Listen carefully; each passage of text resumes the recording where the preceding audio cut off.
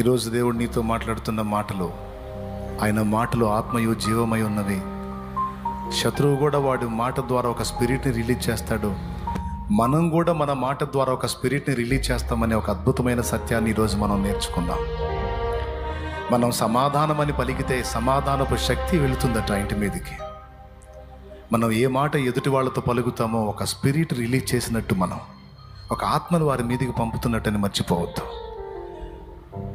పిల్లల్ని గురించి కానీ పెద్దల్ని గురించి కానీ మాట్లాడేటప్పుడు, ఇంట్లో వ్యక్తుల్ని గురించి మాట్లాడేటప్పుడు శాపవచనాలు, దరిద్రపు మాటలు, అవమానకరమైన మాటలు, కృంగిపోయే మాటలు మాట్లాడకూడదు. ఆ విధమైన స్పిరిట్ పంపుతాం మన వాళ్ళ మీదకి.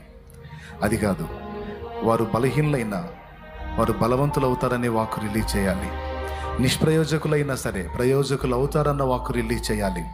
ఇంట్లో శాపం విలయతాండవం చేస్తున్నా సరే ఆశీర్వదించబడబోతున్నాం, మనం ఆశీర్వదించబడిన వారమని పలకాలి, ఆశీర్వదించబడిన వారమని పలకాలి, మనం దేవుని ఆత్మ గలవారమని పలకాలి. మన ఇల్లు ఇప్పుడు కలతలో ఉండొచ్చు, దేవుని సమాధానం సమృద్ధిగా మన మీదకి వచ్చిందని పలకాలి.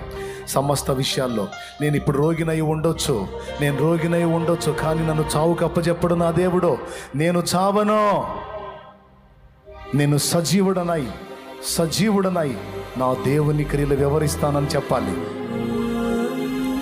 మాట్లాడటం నేర్చుకుందాం.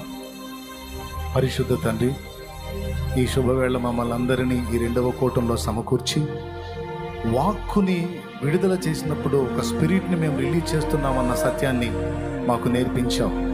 మేము ఎవరితో ఏం మాట్లాడాలో ఈరోజు మాకు బోధించావు. మనుషులతో ఏం మాట్లాడాలో, అలాగే శత్రువుతో ఏం మాట్లాడాలో, దేవా నీతో ఏం మాట్లాడాలో, మా మనస్సుతో ఏం మాట్లాడాలో 4 విధముల పాఠాలు నేర్చుకున్నాం. మా హృదయాల్లో ఈ మాటలు స్థిరపరచండి. మా నోట ఉన్న పొరపాటు మాటలను తొలగించండి.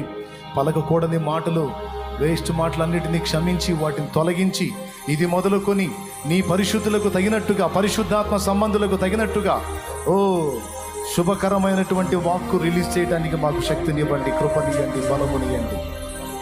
మాకు నేర్పించండి. విశ్వాసముతో విశ్రాంతిలో బ్రతకడం నేర్పించండి. నెమ్మది ఉండని దుష్టుల వలె మేము ఉండకుండా విశ్వాసులమై విశ్రాంతిలో నెమ్మదిలో బ్రతకడానికి సహాయం చేయమని యేసు నామమున వేడుచున్నాం తండ్రి. ఆమేన్, ఆమేన్, ఆమేన్. ఈ మాటలన్నిటిని దేవుడు మన హృదయాల్లో స్థిరపరచును గాక. ఆమేన్. మీకు స్పష్టంగా అర్థమైనాయండి? ఎంతమందికి అర్థమైంది? రైట్. మనందరం ఎవరమాట? మాంత్రిక విద్యలు మన మీద పనిచేస్తాయా, పనిచేయవా? ఎందుకు పనిచేయవు? మనమందరం మారు మనసు పొంది రక్షణ బాప్తిస్మం పొంది ఆయన కుమారులము కుమార్తెలము అయినాం కాబట్టి అవి మన మీద పనిచేయవు. మనం మాట్లాడేటప్పుడు కూడా ఆయన కుమారులం కుమార్తెలం అని గ్రహించి మాట్లాడాలి. గంభీరంగా మాట్లాడాలి, వాల్యుబుల్గా మాట్లాడాలి, శుభవచనం మాట్లాడాలి. తిక్కల మాటలు, సోదివాగుడు, పిచ్చివాగుడు, దరిద్ర మాటలు మాట్లాడకూడదు. మీకు అర్థం కాకపోతే మళ్ళీ ఒక్కసారి ఇంటికి పోయి మళ్ళీ పెట్టుకొని వినండి. యూట్యూబ్లో అందుబాటులో ఉందిగా, కానీ వినాల్సిన విషయం మళ్ళీ వినండి, ఉపయోగపడుద్ది మీకు. మీ నోరు కంట్రోల్ అయిపోయింది. అప్పుడు మీరు విడుదల చేసేటువంటి వాక్కును బట్టి మీ ఫ్యూచర్ ఆధారపడి ఉంటుంది. ఓకేనా?